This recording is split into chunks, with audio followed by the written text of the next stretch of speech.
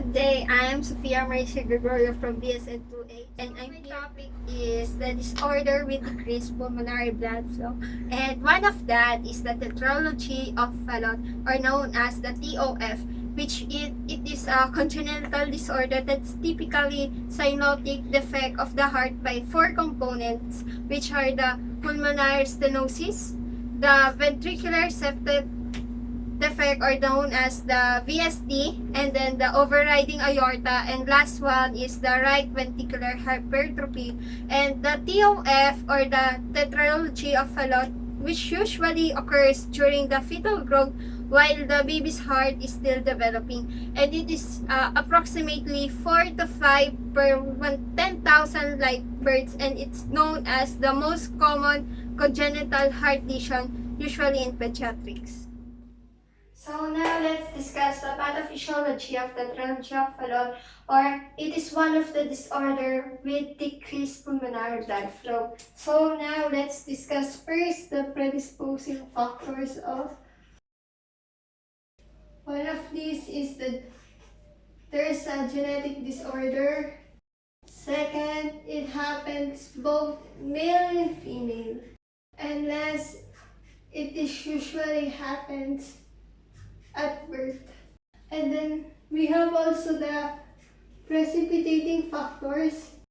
One of these is probably it affects by changes in environment. And then there's a presence of viral infection or the rubella infection. And then probably exposure to drugs and alcoholism of the mother during pregnancy. This contributes to alteration in fetal development, where there is a four congenital heart defect present at birth, or it is called as the Tetralogy of Fallot. And the four congenital heart defects are the right ventricular hypertrophy. Second is pulmonary stenosis. Third is ventricular septal defect. And last is the overriding of the aorta. So now let's discuss the right ventricular hypertrophy. Right ventricular hypertrophy occurs secondary to pulmonary stenosis.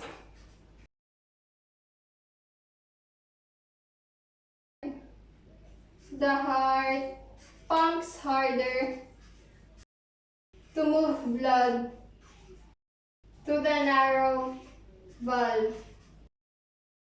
That's the reason why right ventricular hypertrophy happens.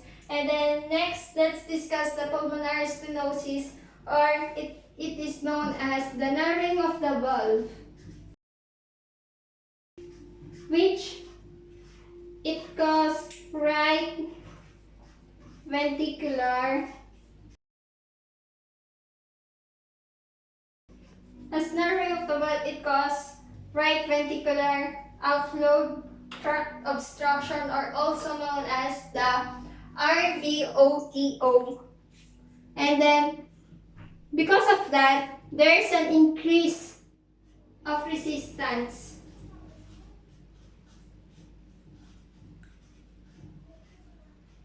in the blood flow,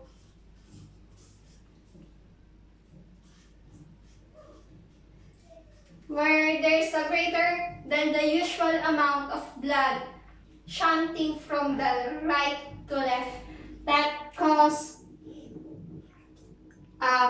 more deoxygenated blood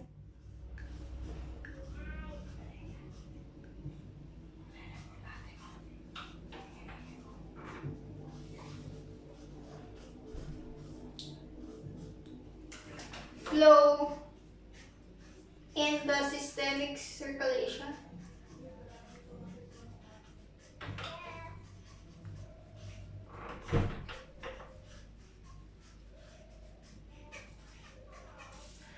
And next, let's discuss the ventricular septal defect, or also known as the VSD, where there's a presence of hole in the septum, where it allows the deoxygenated blood from the right ventricular flow to the left ventricle, which this results to mixing of the oxygenated blood with the oxygenated blood. And this results, because of the mixing of the deoxygenated blood with the oxygenated blood, this results to decrease of the oxygen supply that circulates in the systemic circulation. And then lastly is the overriding of the aorta, where the aorta lies above the VSD, where it allows and receive both blood from the both ventricles. Receive both ventricles. And through that, it will result also for the mixing of the oxygenated blood with the oxygenated blood.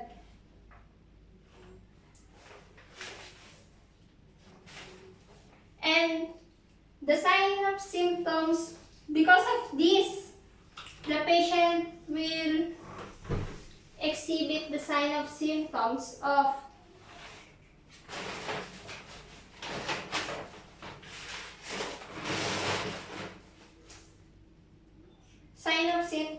cyanosis of the skin, grabbing of nails, dyspnea, difficulty of eating or swallowing, feeding in infants, and then it will also appear, the child will also appear irritable.